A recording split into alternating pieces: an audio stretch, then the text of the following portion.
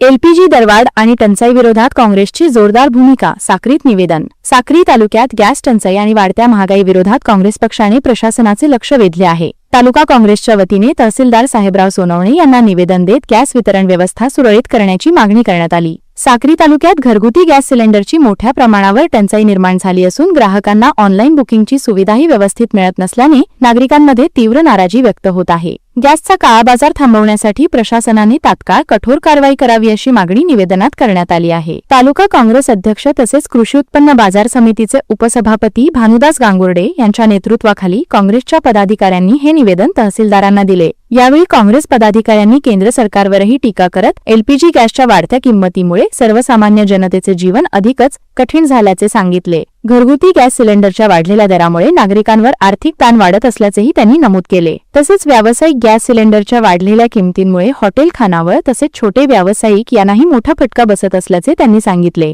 सरकारने तात्काळ गॅसच्या किंमती कमी कराव्यात, गॅस वितरण सुरळीत करावे आणि साठेबाजी करणाऱ्यांवर कठोर कारवाई करावी अशी मागणी या निवेदनाद्वारे करण्यात आली आहे। यावेळी कार्याध्यक्ष दीपक साळुंखे, सेवादल अध्यक्ष दिनेश बोरसे, गणेश गावित, नगरसेवक प्रतिनिधी याकूब खान, पठाण उखाजी, साळुंखे सोशल मीडिया प्रमुख सुनील बहिरम यांच्यासह काँग्रेसचे अनेक पदाधिकारी उपस्थित होते।